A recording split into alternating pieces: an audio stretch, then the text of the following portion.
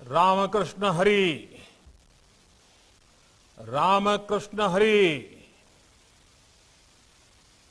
कार्यक्रम में हमारे साथ उपस्थित महाराष्ट्र के गवर्नर श्रीमान भगत सिंह कोश्यारी जी, महाराष्ट्र के मुख्यमंत्री श्रीमान उद्धव ठाकरे जी, मंत्रिपरिषद के मेरे साथी श्री नितिन गडकरी जी, मेरे अन्य सहयोगी नारायण राणे जी, राव साहब दानवे जी, रामदास आठवले जी, कपिल पाटिल जी, डॉक्टर भागवत कराड़ जी, doctor Bharti Pawar ji, general VK Singh ji, Maharashtra के उप मुख्यमंत्री श्री अजित पवार जी, महाराष्ट्र विधानसभा में नेता प्रतिपक्ष और मेरे मित्र श्री देवेंद्र फडणवीस जी, लेजिस्लेटिव काउंसिल के चेयरमैन रामराजे नाईक जी, महाराष्ट्र सरकार के सभी सम्मानित मंत्रीगण, संसद में मेरे सहयोगी सांसदगण, महाराष्ट्र के विधायकगण, सभी अन्य जनप्रतिनिधि, यहां हमें आशीर्वाद देने के लिए उपस्थित हमारे सभी पूज्य संतगण और श्रद्धालु साथियों, 2 दिन पहले ईश्वर कृपा से मुझे केदारनाथ में आदि शंकराचार्य जी की पुनर्निर्मित समाधि की सेवा का अवसर मिला और आज भगवान विट्ठल ने अपने नित्य निवास स्थान पंढरपुर में मुझे आप सबके बीच जोड़ दिया। इससे ज्यादा आनंद का, ईश्वरीय कृपा के साक्षात्कार का सौभाग्य और क्या हो सकता है। आदि शंकराचार्य जी ने स्वयं कहा है, महायोग पीठे तटे भीमरथ्याम वरम पुंडरीकाय दातुम मुनिंद्र समागत्य तिष्ठतम आनंद कंदम परब्रह्मलिंगम भजे पांडुरंगम। अर्थात शंकराचार्य जी ने कहा है, पंढरपुर की इस महायोग भूमि में विट्ठल भगवान साक्षात आनंद स्वरूप है, इसलिए पंढरपुर तो आनंद का ही प्रत्यक्ष स्वरूप है और आज तो इसमें सेवा का आनंद भी साथ में जुड़ रहा है। मला अतिशय आनंद होता है की संत ज्ञानोबा माऊली आणि संत तुकोबारांच्या पालखी मार्गाचे आज उद्घाटन होता आहे। वारकऱ्यांना अधिक सुविधा तर मिळणारच आहेत, पण आपण जसे म्हणतो की रस्ते ही विकासाचे द्वार असते, तसे पंढरीकडे जाणारे हे मार्ग भागवत धर्माची पताका आणखी उंच फडविणारे महामार्ग ठरतील। पवित्र मार्गाकडे नेणारे ते महाद्वार ठरेल। साथियों, आज यहां श्री संत ज्ञानेश्वर महाराज पालखी मार्ग और संत तुकाराम महाराज पालखी मार्ग, इसका शिलान्यास हुआ है। श्रीमंत ज्ञानेश्वर महाराज पालखी मार्ग का निर्माण अभी आपने वीडियो में भी देखा है, नितिन जी के भाषण में भी सुना है, 5 चरणों में होगा और संत तुकाराम महाराज पालकी मार्ग का निर्माण 3 चरणों में पूरा किया जाएगा। इन सभी चरणों में 350 किलोमीटर से ज्यादा लंबाई के हाईवे बनेंगे और इस पर 11,000 करोड़ रुपए से अधिक का खर्च किया जाएगा। इसके सबसे खास बात यह है कि इन हाईवेज के दोनों तरफ पालकी यात्रा के लिए, पैदल चलने वाले श्रद्धालुओं के लिए, वारकरियों के लिए विशेष मार्ग बनाए जाएंगे। इसके अलावा आज पंढरपुर को जोड़ने वाले करीब 225 किलोमीटर लंबे नेशनल हाईवे का भी शुभारंभ हुआ है, लोकार्पण हुआ है। इनके निर्माण पर करीब 1200 करोड़ रुपए खर्च किए गए हैं। सतारा, कोल्हापुर, सांगली, बीजापुर, मराठावाड़ का एक क्षेत्र, उत्तरी महाराष्ट्र का क्षेत्र, इन सभी स्थानों से पंढरपुर आने वाले श्रद्धालुओं को ये नेशनल हाईवे बहुत मदद करेंगे। एक तरह से ये महामार्ग भगवान विट्ठल के भक्तों की सेवा के साथ साथ इस पूरे पुण्य क्षेत्र के विकास का भी माध्यम बनेंगे। विशेष रूप से इसके जरिए दक्षिण भारत के लिए कनेक्टिविटी और बेहतर होगी। इससे अब और ज्यादा श्रद्धालु यहां आसानी से आ सकेंगे और क्षेत्र के विकास से जुड़ी अन्य गतिविधियों को भी गति मिलेगी। मैं इन सभी पुण्य कार्यों उससे जुड़े हुए हर व्यक्ति का अभिनंदन करता हूं। ये ऐसे प्रयास हैं जो हमें एक आत्मिक संतोष प्रदान करते हैं, हमें जीवन की सार्थकता का आभास कराते हैं। मैं भगवान विट्ठल के सभी भक्तों को, इस क्षेत्र से जुड़े सभी लोगों को पंढरपुर क्षेत्र के इस विकास अभियान के लिए बहुत बहुत बधाई देता हूं। मी सर्व वारकऱ्यांच्या नमन करतो, त्यांना कोटी कोटी अभिवादन करतो। मैं इस कृपा के लिए भगवान विट्ठल देव जी के चरणों में अपना नमन करता हूं, उन्हें साष्टांग प्रणाम करता हूं। मैं सभी संतों के चरणों में भी अपना नमन करता हूं। साथियों, अतीत में हमारे भारत पर कितने ही हमले हुए हैं। सैकड़ों साल की गुलामी में ये देश जकड़ा गया, प्राकृतिक आपदाएं आई, चुनौतियां आई, कठिनाइयां आई, लेकिन भगवान विट्ठल देव में हमारी आस्था, हमारी दिंडी वैसे ही अनवरत चलती रही। आज भी ये यात्रा दुनिया की सबसे प्राचीन और सबसे बड़ी जन यात्राओं के रूप में, पीपल मूवमेंट के रूप में देखी जाती है। आषाढ़ एकादशी पर पंढरपुर यात्रा का विहंगम दृश्य कौन भूल सकता है। हजारों लाखों श्रद्धालु बस खींचे चले आते हैं, खींचे चले आते हैं। हर तरफ रामकृष्ण हरि, रामकृष्ण हरि, पुंडलिक वरदे हरि विट्ठल और ज्ञानबा तुकाराम, इसका जयघोष होता है।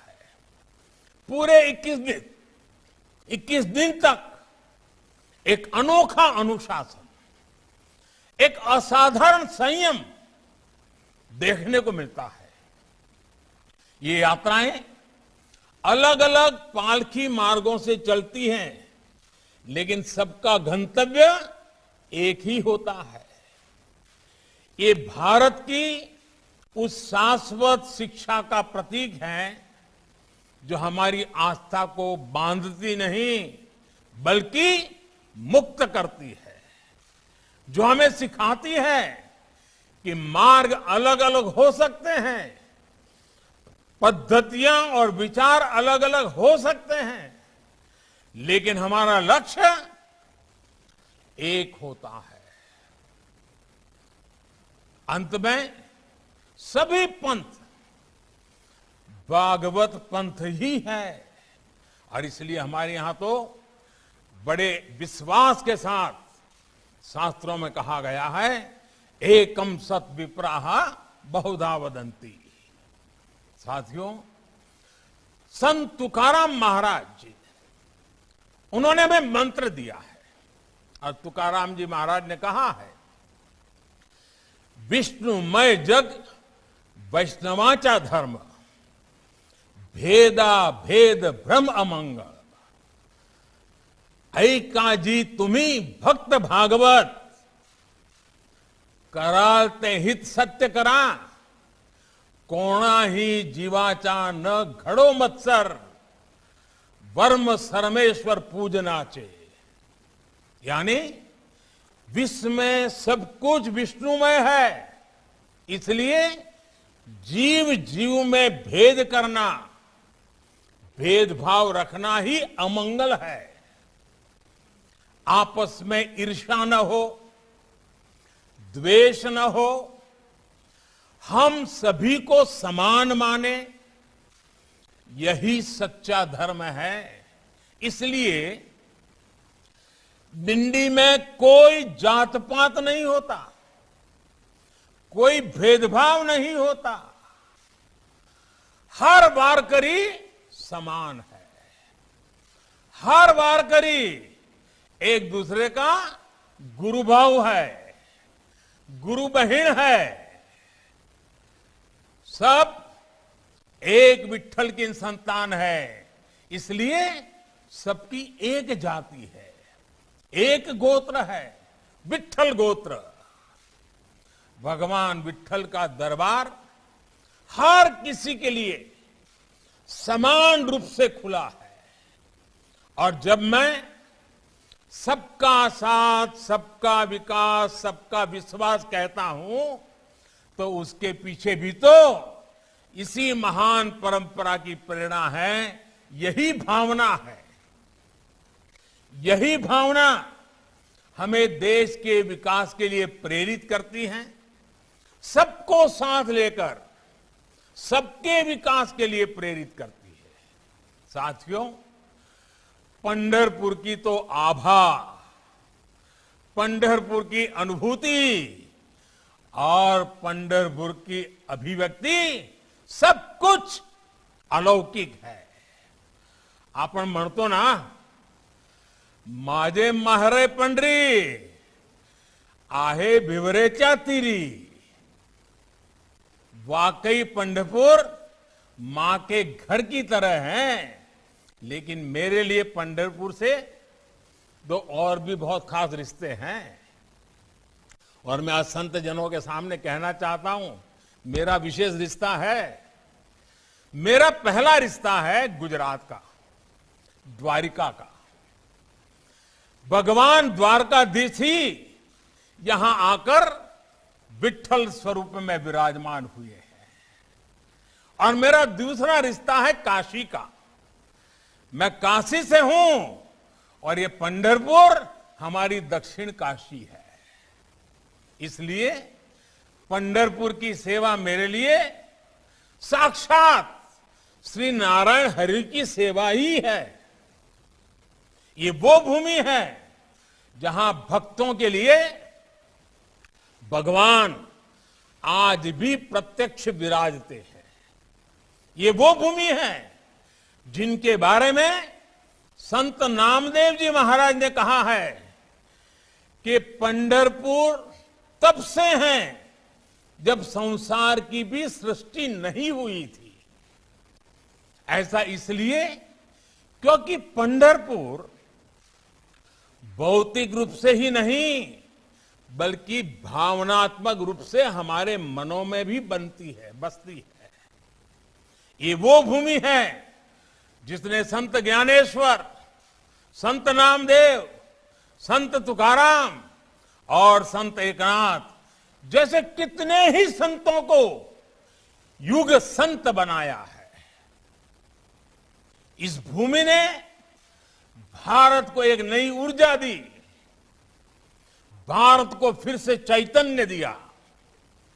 और भारत भूमि की विशेषता है कि समय समय पर अलग अलग क्षेत्रों में ऐसी महान विभूतियां अवतरित होती रही, देश को दिशा दिखाती रही।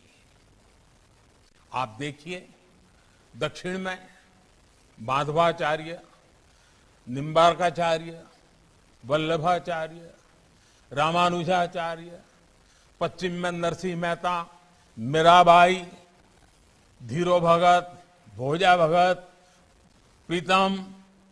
तो उत्तर में रामानंद, कबीरदास, गोस्वामी तुलसीदास, सूरदास, गुरु नानक देव, संत रैदास। पूर्व में चैतन्य महाप्रभु और शंकर देव जैसे अनेक संतों के विचारों ने देश को समृद्ध किया। अलग अलग स्थान, अलग अलग कालखंड, लेकिन एक ही उद्देश्य।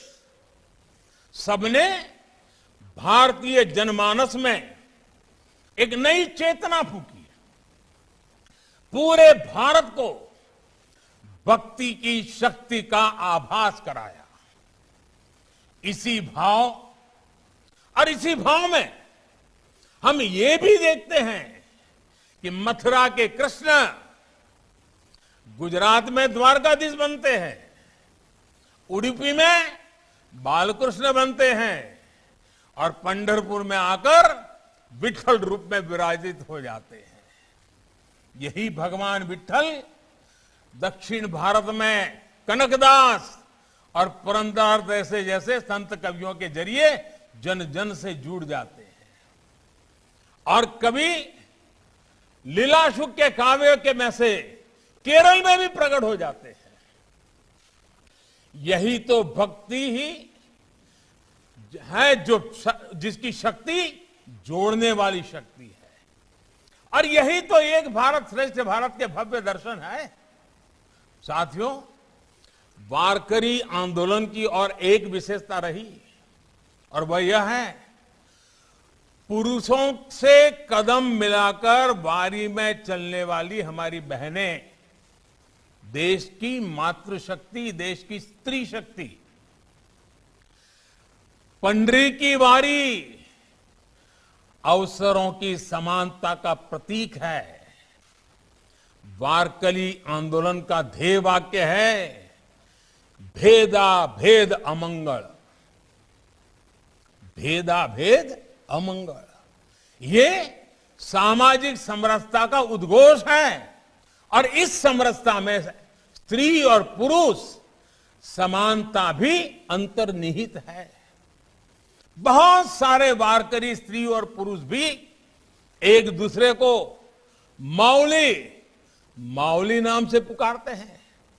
भगवान विठल और संत ज्ञानेश्वर का रूप एक दूसरे में देखते हैं। आप भी जानते हैं कि माउली का अर्थ मां है, यानी ये मातृशक्ति का भी गौरवगान है। साथियों, महाराष्ट्र की भूमि में महात्मा फुले, वीर सावरकर जैसे अनेक पुरोधा अपने कार्य को सफलता के जिस मुकाम तक पहुंचा पाए, उस यात्रा में वारकरी आंदोलन ने जो जमीन बनाई थी उसका बहुत बड़ा योगदान रहा है। वारकरी आंदोलन में कौन नहीं थे? संत सावता महाराज, संत चोखा जी, संत नामदेव महाराज, संत गोरोवा, सेंजी महाराज, संत नरहरि महाराज, संत कान्होपात्रा। समाज का हर समुदाय वारकरी आंदोलन का हिस्सा था। साथियों, पंढरपुर ने मानवता को न केवल भक्ति और राष्ट्रभक्ति का मार्ग दिखाया है, बल्कि भक्ति की शक्ति से मानवता का परिचय भी कराया है। यहां अक्सर लोग भगवान से कुछ मांगने नहीं आते। यहां विट्ठल भगवान का दर्शन, उनकी निष्काम भक्ति ही जीवन का ध्येय है। काय विठू माऊलीच्या दर्शनाने डोळ्याचे पारण्या फिरते की नहीं? तभी तो भगवान यहां खुद भक्तों के आदेश पर युगों से कमर पर हाथ रख करके खड़े हैं। भक्त पुंडिक ने अपने माता पिता में ईश्वर को देखा था, नर सेवा नारायण सेवा माना था। आज तक वही आदर्श हमारा समाज जी रहा है। सेवा दिंडी के जरिए जीव मात्र की सेवा को साधना मानकर चला रहा है। हर वारकरी जिस निष्काम भाव से भक्ति करता है, उसी भाव से निष्काम सेवा भी करता है। अमृत कलश दान, अन्नदान, ये गरीबों की सेवा के प्रकल्प तो यहां चलते ही रहते हैं। शिक्षा और स्वास्थ्य के क्षेत्र में आप सभी की सेवा समाज की शक्ति का एक अद्वितीय उदाहरण है। हमारे यहां आस्था और भक्ति किस तरह राष्ट्र सेवा और राष्ट्र भक्ति से जुड़ी है। सेवा दिंडी इसका भी बहुत बड़ा उदाहरण है।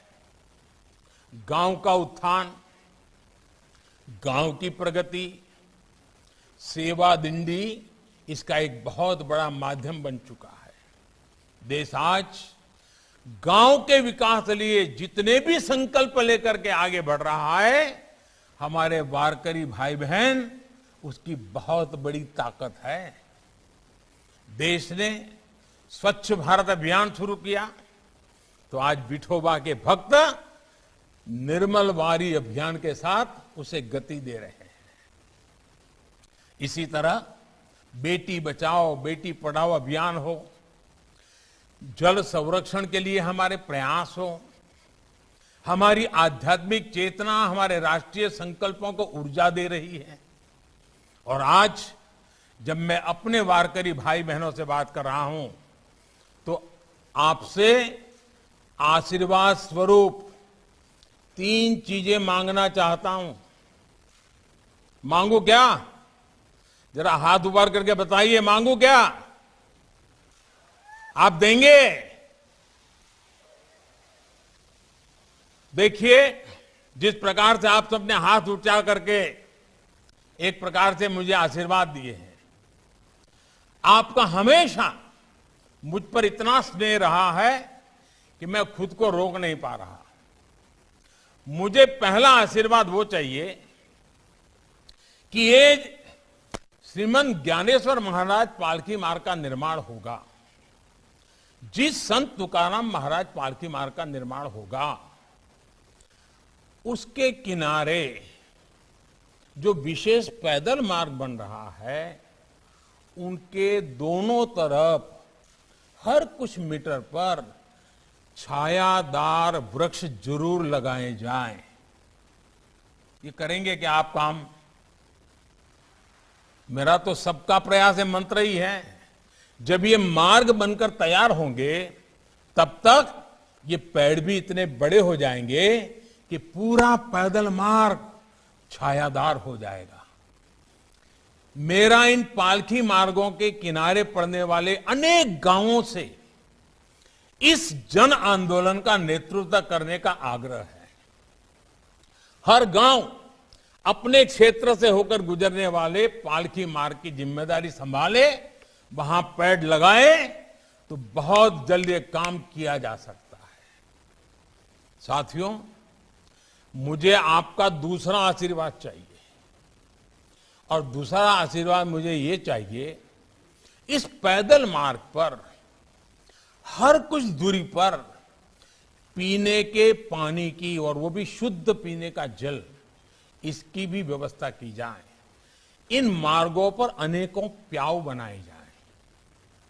भगवान विट्ठल की भक्ति में लीन श्रद्धालु जब पंढरपुर की तरफ बढ़ते हैं तो 21 दिन तक अपना सब कुछ भूल जाते हैं। पीने के प्याऊ ऐसे भक्तों के बहुत काम आएंगे। और तीसरा आशीर्वाद मुझे आज आपसे जरूर लेना है, और मुझे आप निराश कभी नहीं करोगे। तीसरा आशीर्वाद जो मुझे चाहिए वो पंढरपुर के लिए है। मैं भविष्य में पंढरपुर को भारत के सबसे स्वच्छ तीर्थ स्थलों में देखना चाहता हूं। हिंदुस्तान में जब भी कोई देखे कि भाई सबसे स्वच्छ तीर्थ स्थल कौन सा है, तो सबसे पहले नाम मेरे विठोबा का, मेरे विट्ठल की भूमि का, मेरे पंढरपुर का होना चाहिए। ये चीज मैं आपसे चाहता हूं। और ये काम भी जन भागीदारी से ही होगा। जब स्थानीय लोग स्वच्छता के आंदोलन का नेतृत्व अपनी कमान में लेंगे, तभी हम इस सपने को साकार कर पाएंगे। और मैं हमेशा जिस बात की वकालत करता हूं, सबका प्रयास कहता हूं, उसकी अभिव्यक्ति ऐसे ही होगी। साथियों, हम जब पंढरपुर जैसे अपने तीर्थों का विकास करते हैं तो उससे केवल सांस्कृतिक प्रगति ही नहीं होती, पूरे क्षेत्र के विकास को बल मिलता है। जो सड़कें यहां चौड़ी हो रही हैं, जो नए हाईवे स्वीकृत हो रहे हैं, उसमें यहां धार्मिक पर्यटन बढ़ेगा, नए रोजगार आएंगे और सेवा अभियानों को भी गति मिलेगी। हम सभी के श्रद्धेय अटल बिहारी वाजपेयी मानते भी थे कि जहां हाईवे पहुंच जाते हैं, सड़कें पहुंच जाती हैं, वहां विकास की नई धारा बहने लगती है। इसी सोच के साथ उन्होंने स्वर्णिम चतुर्भुज की शुरुआत कराई। देश के गांवों को सड़कों से जोड़ने का अभियान भी शुरू किया। आज उन्हीं आदर्शों पर देश में आधुनिक इंफ्रास्ट्रक्चर पर तेज गति से काम हो रहा है। देश में हेल्थ इंफ्रास्ट्रक्चर को बढ़ावा देने के लिए वेलनेस सेंटर खोले जा रहे हैं, नए मेडिकल कॉलेज खोले जा रहे हैं, डिजिटल व्यवस्थाओं को बढ़ाया जा रहा है। देश में आज नए हाईवे, वाटरवेज, नई रेल लाइनें, मेट्रो लाइनें, आधुनिक रेलवे स्टेशन, नए एयरपोर्ट, नए एयर रूट्स का एक बड़ा विस्तृत नेटवर्क बन रहा है। देश के हर गांव तक ऑप्टिकल फाइबर नेटवर्क पहुंचाने के लिए भी तेजी से काम हो रहा है। इन सारी योजनाओं में और तेजी लाने के लिए, समन्वय लाने के लिए पीएम गति शक्ति नेशनल मास्टर प्लान की भी शुरुआत की गई है। आज देश 100% कवरेज के विजन के साथ आगे बढ़ रहा है। हर गरीब को पक्का मकान, हर घर में शौचालय, हर परिवार को बिजली कनेक्शन, हर घर को नल से जल, और हमारी माताओं बहनों को गैस कनेक्शन। ये सपने आज सच हो रहे हैं। समाज के गरीब, वंचित, दलित, पिछड़े, मध्यम वर्ग को इनका सबसे ज्यादा लाभ मिल रहा है। साथियों, हमारे अधिकांश वारकरी गुरु भाव तो किसान परिवारों से आते हैं। गांव गरीब के लिए देश के प्रयासों से आज सामान्य मानवी के जीवन में कैसे बदलाव आ रहे हैं, आप सब इसे देख रहे हैं। हमारे गांव गरीब से, जमीन से जुड़ा अन्नदाता ऐसा ही होता है। वो ग्रामीण अर्थव्यवस्था का भी सारथी होता है और समाज की संस्कृति, राष्ट्र की एकता को भी नेतृत्व देता है। भारत की संस्कृति को, भारत के आदर्शों को सदियों से यहां का धरती पुत्र ही जीवित बनाए हुए है। एक सच्चा अन्नदाता समाज को जोड़ता है, समाज को जीता है और समाज के लिए जीता है। आपसे ही समाज की प्रगति है और आपकी ही प्रगति में समाज की प्रगति है। इसलिए अमृत काल में देश के संकल्पों में हमारे अन्नदाता हमारी उन्नति का बड़ा आधार है। इसी भाव को लेकर देश आगे बढ़ रहा है। साथियों, संत ज्ञानेश्वर जी महाराज ने एक बहुत बढ़िया बात हम सबको कही है। संत ज्ञानेश्वर जी महाराज ने कहा है, दुरितांचे तिमिर जावो, दुरितांचे तिमिर जावो, विश्व सधर्म सूर्य पाहो, जो जे वांछिल तोते लाहो प्राणी जात। अर्थात विश्व में बुराइयों का अंधकार नष्ट हो, धर्म का, कर्तव्य का सूर्य पूरे विश्व में उदय हो और हर जीव की इच्छाएं पूरी हो।